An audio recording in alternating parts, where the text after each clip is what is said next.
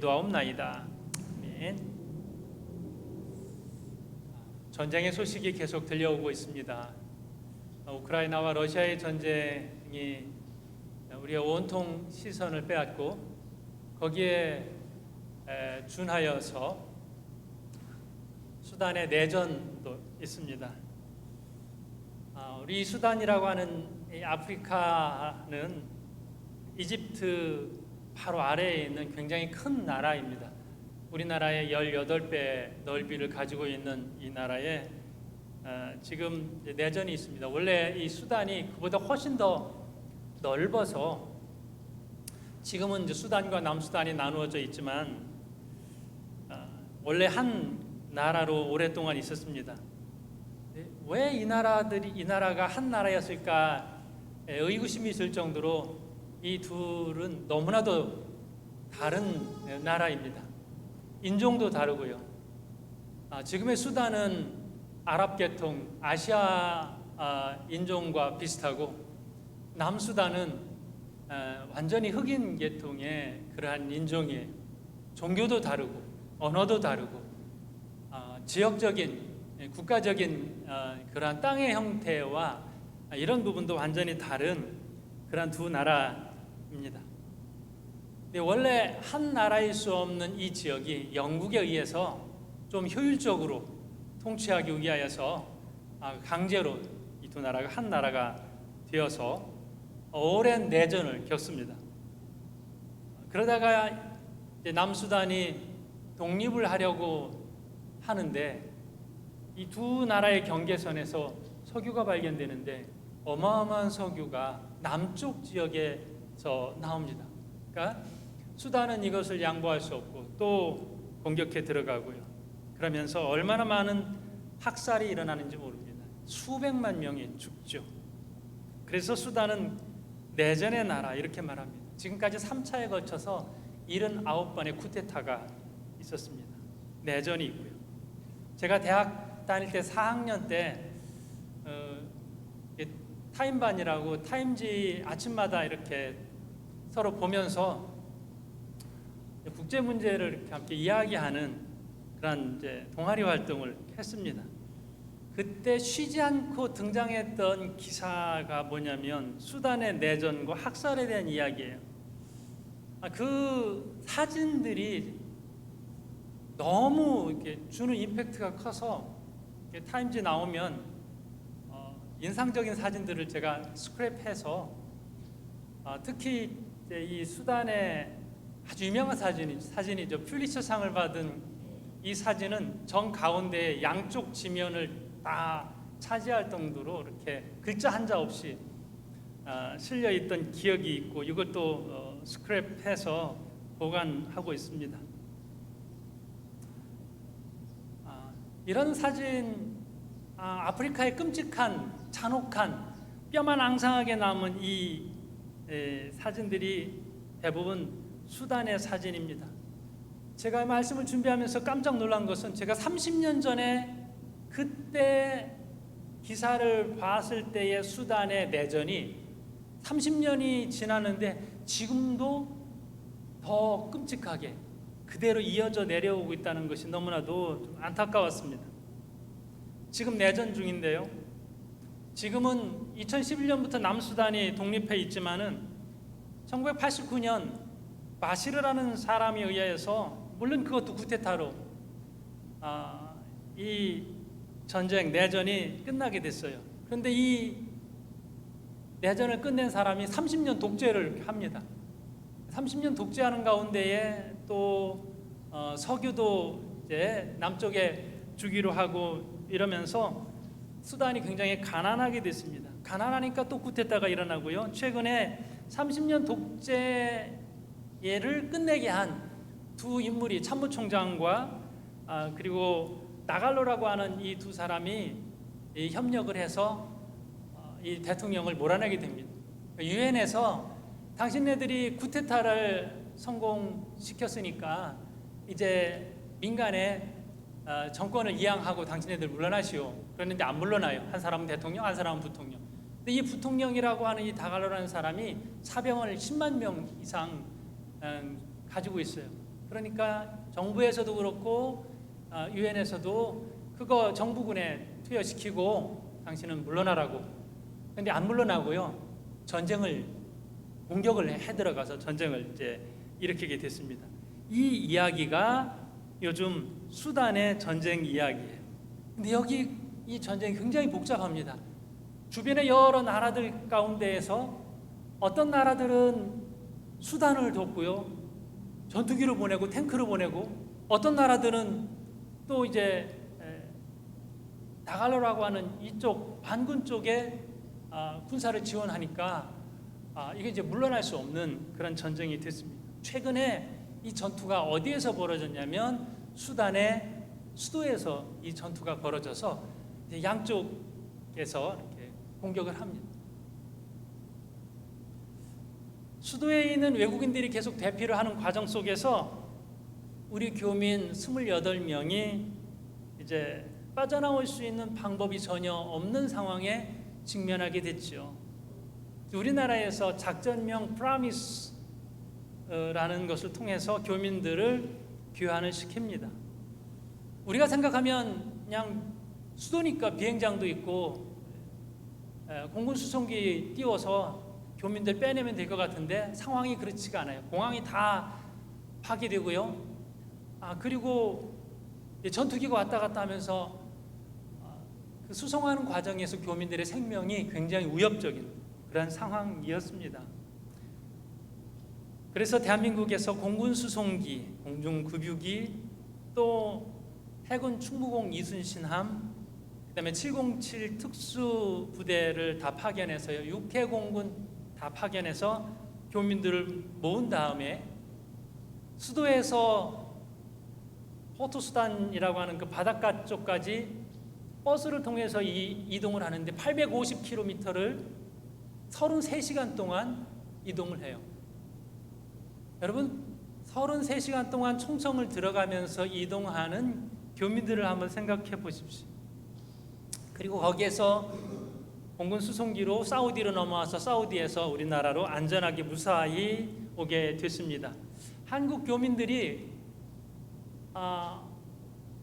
이동을 하면서 우리나라 공군 수송기를 보고 대한민국이라는 글자가 쓰여 있고 태극기가 그려져 있는 것을 보면서 이제 살았다라는 마음이 들더라고 합니다.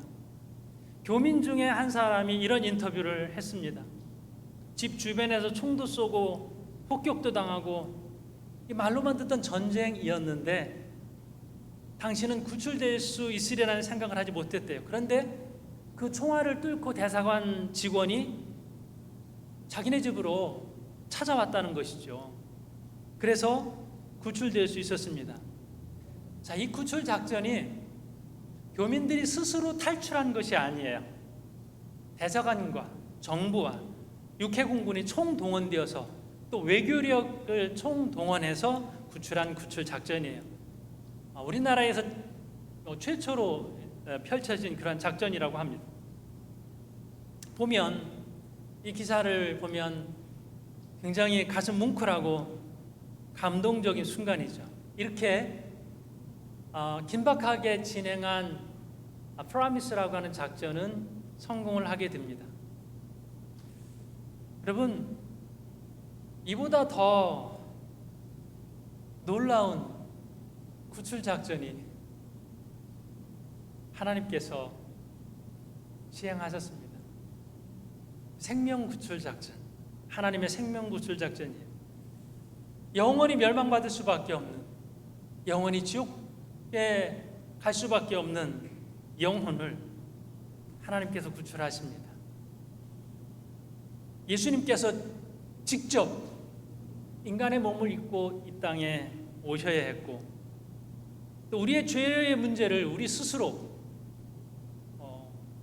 이 세상에서 해결할 수 없기에 주님께서 친히 십자가를 지셔서 우리를 구원하신 것입니다. 세상의 그 어느 구출 작전보다 이 성경의 이야기가 더 감동적이고 더 놀랍지 않습니까? 오늘 본문에서 구원이라고 쓰고 있습니다. 구원을 받았어요. 이 이야기가 나의 이야기가 되는 것이죠.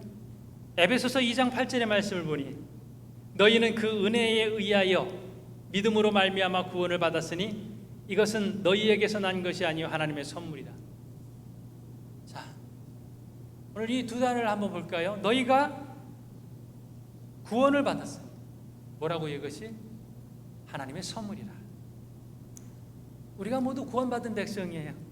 우리는 하나님의 선물을 받았습니다. 저와 여러분의 이것을 너무 가벼이 여기지 않았으면 좋겠습니다. 희생을 치르고 구출해낸 거예요. 엄청난 손해가 있고 하나님께서 건져내신 거예요. 그리고 이것을 우리에게 있어서 선물이라, 우리의 선물이라 말씀을 하고 있습니다.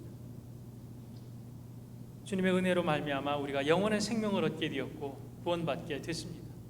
자, 오늘 이 과정을 한번 살펴보면 오늘 이 말씀 가운데에서 믿음으로 말미암아 이렇게 되어 있죠. 믿음으로 말미암아. 이 구원이 믿음으로 된 것이라는 거예요. 오늘 우리가 다 구원받은 백성이에요. 그런데 이 과정에 있습니다. 하나님의 선물을 무엇으로 받느냐, 이것이 믿음을 통해서 받는다라고 기록을 하고 있습니다. 여기서 믿음의 역할이 어떻게 설명될 수 있냐면 이것과 마찬가지예요. 구명대를 내 손으로 붙잡는 것 같습니다. 홍수로 인해서 내가 그 상황에서 빠져나올 수 있는 방법이 전혀 없습니다. 그런데 누군가가 딱 맞게 내 앞에 구명대를 던져 주었습니다. 내가 하는 역할은 그것을 붙잡는 것이죠. 구명대는 나에게 주어진 은혜고 내가 그것을 붙잡는 것, 이것이 살아나는 길인 것입니다. 성경 말씀을 통해서 이 구명대를 던진 사람들이 있습니다. 그들이 누구인가 하면은 선지자예요. 선지자가 하나님의 말씀을 선포해요. 하나님의 말씀을 전달합니다. 그런데 수많은 이스라엘 백성들이 구원받지 못했습니다. 그 말씀의 구명대를 붙잡지 못한 것이죠. 왜냐하면 선지자의 말을 믿지 못했기 때문입니다. 내 눈앞에 던져진 구명대를 왜 이제 보냈냐고, 나 이거 줄 튼튼하냐고, 나 이거 아니어도 내가 살아날 수 있다고 거부한다면 그 사람 생명에서 멀어지게 될 것입니다. 자, 수많은 이스라엘 백성들이 선지자를 통하여서 선포된 이 말씀을 믿지 않았습니다. 예레미야를 통하여서 선포된 하나님의 말씀, 에스겔 선지자를 통하여서 선포된 하나님의 말씀, 그들이 믿지 않았던 것입니다. 구약성경 예레미야 선지자를 통하여서 유다에 전해진 메시지는 너희는 바벨론에 항복하라는 거예요. 하나님께서 너희의 죄로 말미암아 바벨론을 보내시고 또 그들을 통하여서 너희가 포로될 것이다. 그러나 이것이 하나님의 뜻이니 항복하고 또 바벨론에서 하나님의 때를 기다리라. 이것이 예레미야를 통하여서 선포된 하나님의 말씀이었어요. 그러나 그들은 믿기를 거부하죠. 끝내 바벨론에 저항하고 그러면서 그들은 바벨론에 패하게 되죠. 시드기야 왕은 몰래 뒷문으로 빠져나가서 도망가다가 붙잡혀서요, 자기가 보는 앞에서 두 아들이 죽임당하고 또 두 눈이 뽑히고 그렇게 끌려가서 끔찍한 최후를 맞게 됩니다. 그가 몰래 예레미야 선지자를 만나서 나도 믿고 싶은데, 내 말대로 항복하고 싶은데, 그럼 나중에 우리 동포들을 만났을 때 부끄럽지 않겠냐, 이런 이야기를 하면서 거부를 해요. 하나님의 말씀을 거부하는 수많은 사람들의 이야기가 구약 성경에 있습니다. 저희 여러분은 어떤 믿음을 가지고 있습니까? 머리로 믿는 믿음이 있고 가슴으로 믿는 믿음이 있고, 우리의 믿음이 그렇게 강하지 않습니다. 우리가 믿는 믿음은 복음서를 통하여서 예수 그리스도께서 하나님이시다라고 하는 것을 받아들이는 것, 이것이 믿음입니다. 주님께서 이것을 믿게 하기 위해서, 주님이 하나님이시다라는 것을 믿게 하기 위해서 병도 고쳐주시고 귀신도 내어쫓으시고 또 죽은 자를 살리시고 여러 말씀을 전하셨어요. 그리고 마지막에 십자가에 달려 죽으셨습니다. 단 하나, 내가 하나님의 아들이다, 이것을 믿게 하려는 것입니다. 주님께서 베드로에게 질문을 하셨어요. 내가 누구냐? 네가 생각할 때 나는 누구냐? 그때 베드로가 분명히 이런 고백을 합니다. 마태복음 16장 16절에 보면 시몬 베드로가 대답하여 이르되 주는 그리스도시요 살아계신 하나님의 아들이시니이다. 주님은 구세주이십니다. 메시아입니다. 하나님의 아들입니다. 분명하게 대답합니다. 여러분, 믿음이 이것입니다. 믿음이 주님이 하나님의 아들인 것을 받아들이는 거예요. 영접하는 거예요. 요한복음 1장 12절 말씀에 영접하는 자 곧 그 이름을 믿는 자들에게는 하나님의 자녀가 되는 권세를 주셨으니, 영접하는 자, 믿는 자, 동의어로 사용을 하고 있습니다. 예수 그리스도를 내 안에 모셔드리는 것, 받아들이는 것, 그것이 영접이에요. 그리고 이게 뭐라고요? 이게 믿음이다라고 말씀을 하고 있습니다. 나를 위해서 십자가를 지신 주님을 믿는 것, 이것이 믿음인 것이죠. 오늘 말씀에 이것은 행위가 아니다, 누구든지 자랑하지 않게 하기 위함이다. 그래서 행위로는 구원을 받을 수 없고 오직 믿음으로만 구원을 받을 수 있다라고 말씀을 하고 있습니다. 그런데 우리는 이 믿음이라는 것도 완전하지 못합니다. 매우 연약합니다. 주님께서 병자를 고쳐주셨을 때에 이렇게 말씀하셨습니다. 내 믿음이 너를 낫게 했다. 따라 평안히 가라. 근데 그 믿음이라고 하는 것도요, 그것도 그렇게 온전한 믿음은 안 돼요. 베드로가 어느 날 주님께서 갈릴리 바다로 오셔서 고기 잡는 어부들을 만납니다. 어부들이 다 이제 고기 잡는 것을 실패하고 이제 정리하는 단계에 있습니다. 그물을 씻고 있습니다. 그때 주님께서 깊은 데로 가서 그물을 내리라 말씀을 하십니다. 고기 잡는 게 다 끝났는데 목수이신 예수님이 어부인 베드로에게 깊은 데로 가서 그물을 내리라, 이제 다 끝났습니다 라고 하는 상황에서 말씀을 하십니다. 이때의 베드로의 반응이 놀랍습니다. 5장 누가복음 5장 5절 말씀인데요. 시몬이 대답하여 이르되 선생님, 우리들이 밤이 새도록 수고하였으되 잡은 것이 없지만은 말씀에 의지하여 내가 그물을 내리리이다.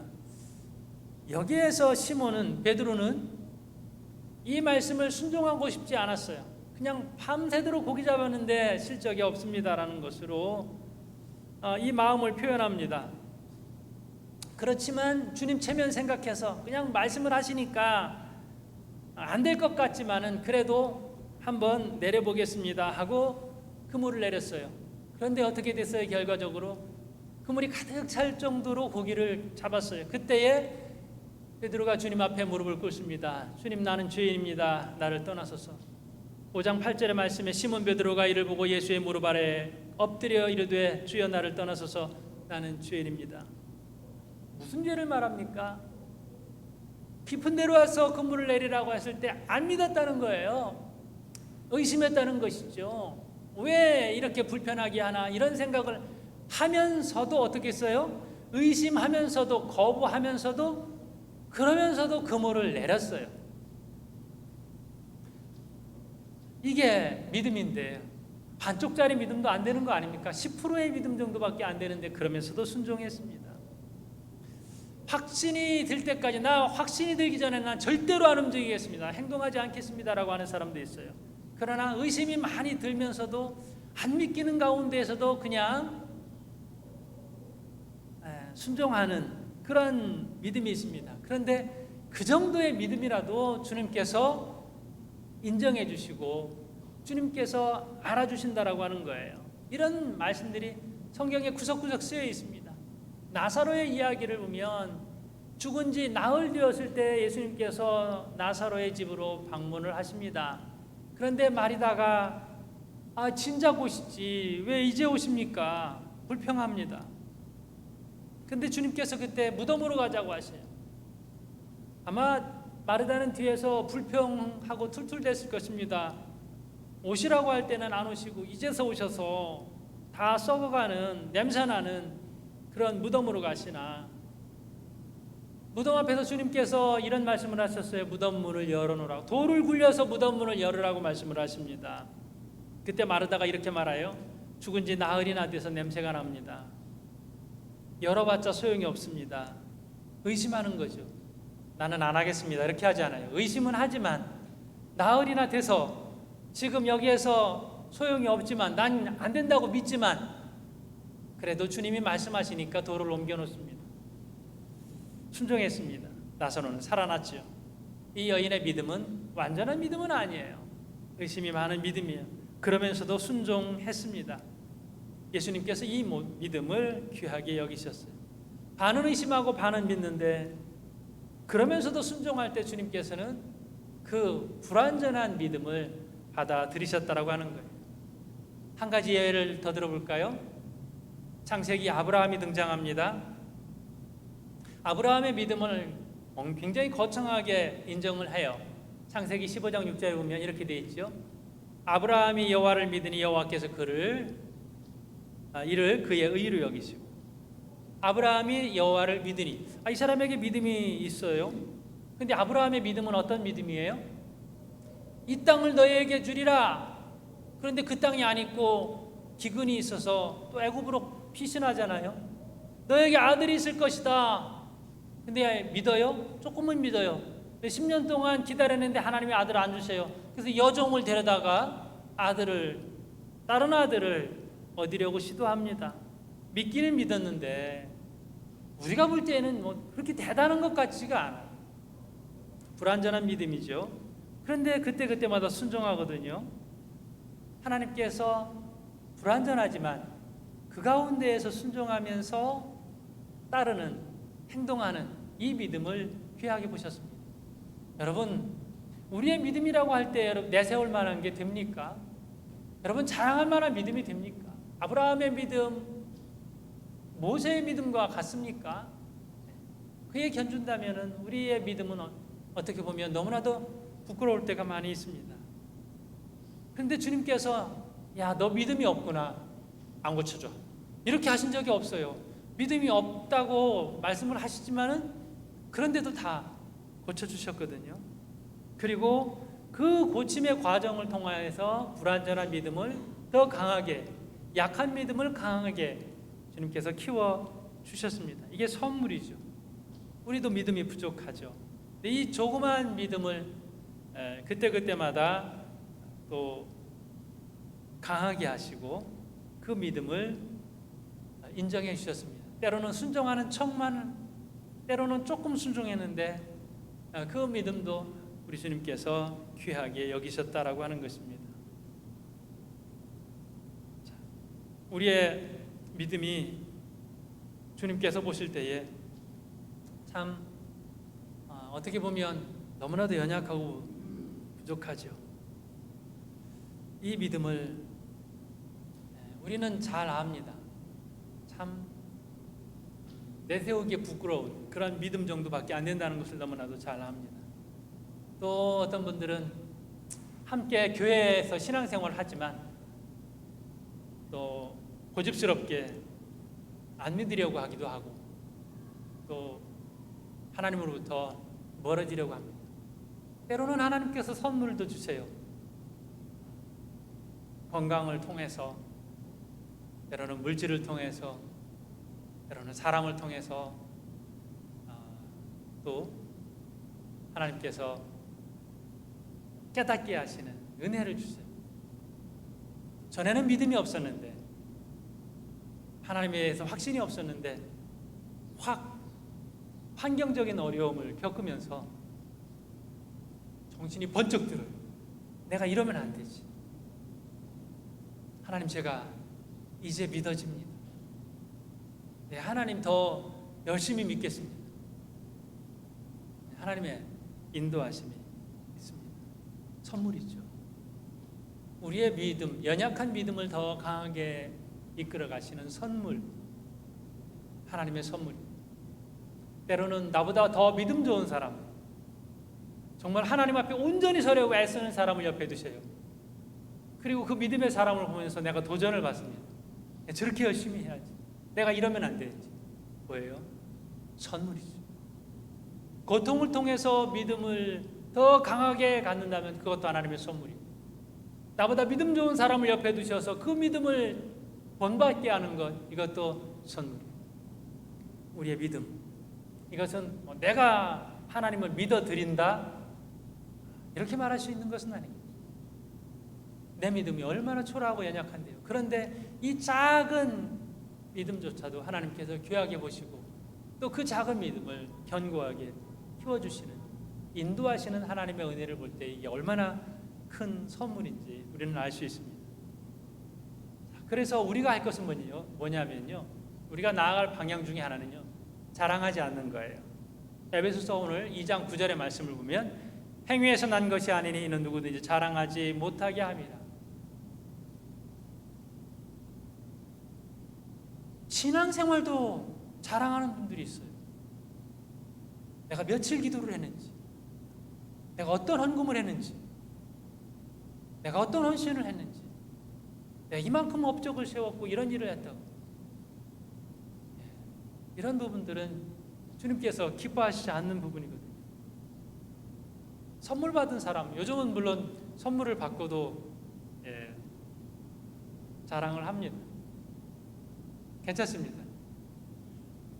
그것은 선물 받은 사람이 너무나도 고마워, 선물을 나에게 준 사람이 고마워서 표현하는 표현의 행동이죠. 선물 받은 사람이 할 수 있는 건 뭐예요? 당연히 받는 거야 이렇게 하지 않잖아요. 이것밖에 안 돼? 이렇게 말할 수 있는 게 아니에요. 그래서 감사한 거죠. 그리고 기뻐하는 것이 너무나도 기쁘고 좋습니다. 하나님의 선물이에요. 우리 연약한 믿음을 기뻐하시고 또 그 믿음을 견고하게 해주셨습니다. 인도해 주셔서 하나님 앞에 바로 설 수 있도록 이끌어 주십니다. 이 모든 게 다 하나님의 선물이에요. 그래서 우리가 할 수 있는 게 뭐냐? 겸손인 것이죠. 겸손. 다 하나님께서 하셨습니다. 하나님 인정하면서 나가는 겸손. 이것만이 우리가 할 수 있는 거예요. 그리고 또 하나 우리가 할 수 있는 것이 10절에 있습니다.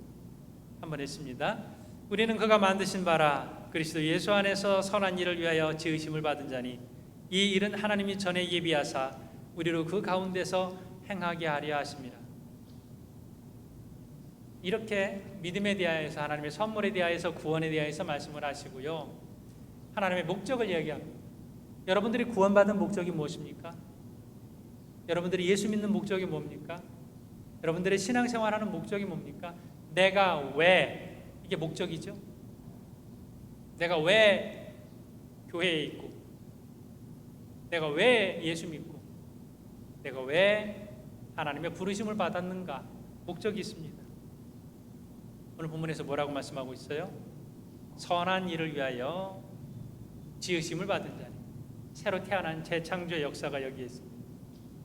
여러분들이 마음속에 구원받은 자로서 하고자 하는 선한 일은 무엇입니까? 선한 일. 영혼 구원이 선한 일이죠. 믿음이 연약한 자를 돕는 것이 선한 일이죠. 하나님께서 기뻐하시는 일을 하는 것이 선한 일입니다. 저와 여러분이 하나님으로부터 놀라운 선물을 받았습니다. 이 선물에 대하여서 감사하고 기뻐하고 또 하나님의 부르심, 우리를 부르신 그 뜻에 합당하게 선한 일을 위하여서 함께 달려갈 수 있는 저와 여러분이 되기를 주님의 이름으로 축복합니다.